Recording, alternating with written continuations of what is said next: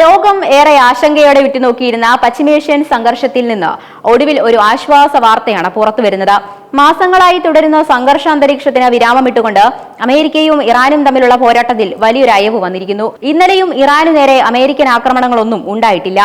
America ആക്രമണം അവസാനിപ്പിച്ച സാഹചര്യത്തിൽ Gulf രാജ്യങ്ങളിലെ US സൈനിക താവളങ്ങൾ കേന്ദ്രീകരിച്ചുള്ള ആക്രമണം തങ്ങളും പൂർണ്ണമായി നിർത്തുന്നതായി ഇറാൻ സൈനിക വക്താവ് മുഹമ്മദ് എക്രമീനിയ ഞായറാഴ്ച ഔദ്യോഗികമായി പ്രഖ്യാപിച്ചിരിക്കുകയാണ്. എന്നാൽ ഈ വെടിനിർത്തൽ എത്രത്തോളം ആത്മാർത്ഥമാണ്? പശ്ചിമേഷ്യ വീണ്ടും ശാന്തമാകുമോ?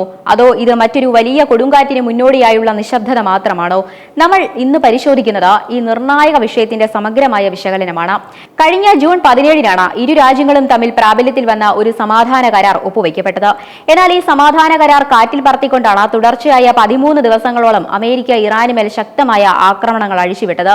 ഇറാന്റെ തന്ത്രപ്രധാനമായ മേഖലകളിൽ മിസൈൽ പ്രഹരങ്ങളും വ്യോമാക്രമണങ്ങളും ഉണ്ടായതോടെ പശ്ചിമേഷ്യ വീണ്ടും ഒരു സമ്പൂർണ്ണ യുദ്ധത്തിലേക്ക് നീങ്ങുമെന്ന ഭീതി പടർന്നു. ഇറാന്റെ തന്ത്രപ്രധാനമായ മേഖലകളിൽ മിസൈൽ പ്രഹരങ്ങളും വ്യോമാക്രമണങ്ങളും ഉണ്ടായതോടെ പശ്ചിമേഷ്യ വീണ്ടും ഒരു സമ്പൂർണ്ണ യുദ്ധത്തിലേക്ക് നീങ്ങുമെന്ന ഭീതി പരന്നു. അമേരിക്കയുടെ ഈ ഏകപക്ഷീയമായ കടന്നുകയറ്റത്തിന് അതേ നാണയത്തിൽ തന്നെ ഇറാനും മറുപടി നൽകി. ഗൾഫ് രാജ്യങ്ങളിൽ നിലയുറപ്പിച്ചിട്ടുള്ള US സൈനിക താവളങ്ങൾ ലക്ഷ്യമിട്ട് ഇറാൻ ശക്തമായ പ്രത്യാക്രമണങ്ങൾ നടത്തി. ഈ പരസ്പരമുള്ള ഷെല്ലാക്രമണങ്ങളും വ്യോമാക്രമണങ്ങളും മേഖലയെ അസ്ഥിരപ്പെടുത്തുകയും കോടിക്കണക്കിന് ആളുകളുടെ ജീവിതം ഭീതിയിലാഴ്ത്തുകയും ചെയ്തു. ഈ സംഘർഷങ്ങൾക്കിടയിൽ അമേരിക്കൻ മാധ്യമങ്ങളിൽ നിന്ന് പുറത്തുവന്ന മറ്റൊരു വാർത്ത വലിയ ചർച്ചയായിരുന്നു. അമേരിക്കൻ സൈന്യത്തിന്റെ പക്കലുള്ള ആയുധശേഖരം തീർന്നു തുടങ്ങിയെന്നും വൻതോതിലുള്ള യുദ്ധോപകരണങ്ങളുടെ കുറവ് US-നെ പ്രതിസന്ധിയിലാക്കുന്നുണ്ടെന്നുമായിരുന്നു റിപ്പോർട്ടുകൾ. എന്നാൽ ഈ വാർത്തകളെ US പ്രസിഡന്റ് ഡൊണാൾഡ് ട്രംപ് തികച്ചും തള്ളിക്കളഞ്ഞു. ആഭ്യന്തര മാധ്യമങ്ങളോട് സംസാരിക്കവേ അദ്ദേഹം വ്യക്തമാക്കിയത് ഇതാണ്: US-ന്റെ കൈവശം ആവശ്യത്തിലധികം ആയുധശേഖരമുണ്ട്. ഞങ്ങളുടെ സൈനിക ശേഷിയെക്കുറിച്ചോ ആയുധ ലഭ്യതയെക്കുറിച്ചുള്ള ആശങ്കകൾ അടിസ്ഥാനരഹിതമാണ്.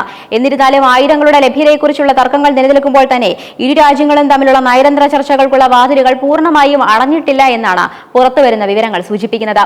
സമാധാന കരാർ ലംഘിക്കപ്പെട്ട പശ്ചാത്തലത്തിൽ അന്തർദേശീയ മധ്യസ്ഥർ വഴി തെഹ്റാനും വാഷിംഗ്ടണും തമ്മിൽ നിർണായക സന്ദേശങ്ങൾ കൈമാറുന്നുണ്ടെന്ന് ഇറാൻ വിദേശകാര്യ മന്ത്രാലയ വക്താവ് ഇസ്മായിൽ ബഖായി വ്യക്തമാക്കിയിട്ടുണ്ട്. സംഘർഷം ലഘുവാക്കാനുള്ള രഹസ്യ ചർച്ചകൾ പുരോഗമിക്കുന്നതിനിടയിലാണ് മറ്റൊരു സുപ്രധാന സംഭവം കൂടി റിപ്പോർട്ട് ചെയ്യപ്പെട്ടത്. ഇന്നലെ ഹോർമുസ് കടലിടുക്കിലൂടെ സഞ്ചരിച്ച ഒരു എണ്ണക്കപ്പൽ നാവിക മൈനിൽ ഇടിച്ച് വലിയ സ്ഫോടനമുണ്ടായി. ഇറാനിയൻ മാധ്യമങ്ങളാണ് ഈ വാർത്ത പുറത്തുവിട്ടത്. എന്നാൽ ഈ അപകടത്തിന് പിന്നിലെ കാരണം സംബന്ധിച്ച ഔദ്യോഗിക വിശദീകരണങ്ങൾ പുറത്തു വന്നിട്ടുണ്ട്. ഇറാൻ അധികൃതരുമായി യാതൊരുവിധ മുൻകൂട്ടിയുള്ള ഏകോപനവും ഇല്ലാതെയാണ് ഈ കപ്പൽ സഞ്ചരിച്ചതെന്നും ഇറാൻ സായുധസേന കർശനമായി നിർദ്ദേശിച്ച സുരക്ഷിത പാതയിൽ നിന്ന് വ്യതിചലിച്ചാണ് കപ്പൽ സഞ്ചരിച്ചതെന്നുമാണ് ഇറാനിയൻ മാധ്യമങ്ങൾ റിപ്പോർട്ട് ചെയ്യുന്നത്. പാത തെറ്റിയതിനെ തുടർന്നുണ്ടായ ഈ നാവിക മൈൻ സ്ഫോടനം പശ്ചിമേഷ്യയിലെ സമുദ്ര ഗതാഗത സുരക്ഷയെക്കുറിച്ചുള്ള ആശങ്കകൾ വീണ്ടും സജീവമാക്കിയിരിക്കുകയാണ്. അമേരിക്കയുടെ ഭാഗത്തു നിന്നുള്ള ആക്രമണങ്ങൾ താൽക്കാലികമായി നിലച്ചെങ്കിലും രാജ്യത്തുണ്ടായ നാശനഷ്ടങ്ങൾ പരിഹരിക്കാനുള്ള തീവ്ര ശ്രമത്തിലാണ് ഇറാൻ ഭരണകൂടം. അമേരിക്കൻ ആക്രമണങ്ങളിൽ തകർന്നടിഞ്ഞ അടിസ്ഥാന സൗകര്യങ്ങളുടെ പുനർനിർമ്മാണം വേഗത്തിലാക്കാൻ ഇറാൻ പ്രസിഡന്റ് മസൂദ് പെസഷ്കിയൻ കർശന നിർദ്ദേശം നൽകിയതായി പ്രമുഖ അന്താരാഷ്ട്ര മാധ്യമമായ അൽ ജസീറ റിപ്പോർട്ട് ചെയ്യുന്നു. അമേരിക്കയുടെ വ്യോമാക്രമണങ്ങളിൽ കേടുപാടുകൾ സംഭവിച്ച റെയിൽപാതകൾ, അന്തർദേശീയ ഗതാഗത ഇടനാഴികൾ, മറ്റ് സുപ്രധാന പൊതുമേഖലാ അടിസ്ഥാന സൗകര്യങ്ങൾ എന്നിവയാണ് യുദ്ധകാലാടിസ്ഥാനത്തിൽ പുനർനിർമ്മിക്കുന്നത്. അയൽ രാജ്യങ്ങളുമായുള്ള റെയിൽ ബന്ധവും വ്യാപാര ഇടനാഴികളും പുനഃസ്ഥാപിക്കുന്നത് രാജ്യത്തിന്റെ സാമ്പത്തിക സുരക്ഷയ്ക്ക് അത്യന്താപേക്ഷിതമാണെന്ന് പ്രസിഡന്റ് മസൂദ് പെസഷ്കിയൻ പ്രത്യേകമായി ചൂണ്ടിക്കാണിച്ചിട്ടുണ്ട്. ഇതിനിടെ അമേരിക്കൻ രാഷ്ട്രീയ കളത്തിൽ വലിയൊരു നാടകീയ നീക്കമാണ് നടന്നിരിക്കുന്നത്. അമേരിക്കൻ പ്രസിഡന്റ് ഡൊണാൾഡ് ട്രംപിന്റെ ഇറാൻ നയങ്ങളിൽ വൈസ് പ്രസിഡന്റ് JD വാൻസിനും joint chief of staff chairman general Dan കെയ്നും ഇടയിൽ കടുത്ത അഭിപ്രായ വ്യത്യാസങ്ങളുണ്ടെന്ന റിപ്പോർട്ടുകളാണ് പുറത്തുവരുന്നത്. ഇറാനെതിരെയുള്ള സൈനിക നടപടികൾ കൂടുതൽ വ്യാപിപ്പിക്കാനും ആക്രമണങ്ങൾ കടുപ്പിക്കാനും പ്രസിഡന്റ് ഡൊണാൾഡ് ട്രംപ് ആലോചിക്കുന്നതിനിടയിലാണ് ഈ രണ്ട് പ്രമുഖരും വിയോജിപ്പുമായി പരസ്യമായി രംഗത്തെത്തിയത്. യുദ്ധം കൂടുതൽ രൂക്ഷമാകുന്നതും അത് പശ്ചിമേഷ്യയെ മൊത്തത്തിൽ തകർക്കുന്നതുമായ സാഹചര്യം വലിയ പ്രത്യാഘാതങ്ങൾ ഉണ്ടാക്കുമെന്ന് JD വാൻസും ജനറൽ ഡാൻ കെയ്നും കടുത്ത ആശങ്ക പ്രകടിപ്പിച്ചതായി പ്രമുഖ വാർത്താ ഏജൻസിയായ CNN റിപ്പോർട്ട് ചെയ്യുന്നു. സൈനിക തലത്തിലും ഭരണകൂടത്തിനുള്ളിലുമുണ്ടായ ഈ ശക്തമായ എതിർപ്പും ആശങ്കകളുമാണ് ഒടുവിൽ ഇറാനെതിരെയുള്ള ആക്രമണത്തിന് വിരാമമിടാൻ പ്രസിഡന്റ് ട്രംപിനെ പ്രേരിപ്പിച്ചതെന്നാണ് ബന്ധപ്പെട്ട വൃത്തങ്ങൾ നൽകുന്ന സൂചന.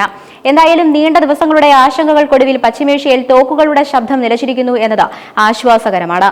അമേരിക്കയും ഇറാനും തങ്ങളുടെ സൈനിക നീറ്റലുകൾ താൽക്കാലികമായി നിർത്തിവെച്ചിട്ടുണ്ടെങ്കിലും മേഖലയിലെ സമാധാനം പൂർണ്ണമായി പുനഃസ്ഥാപിക്കപ്പെടാൻ ഇനിയും ഏറെ നയതന്ത്ര ചർച്ചകൾ ആവശ്യമാണ്.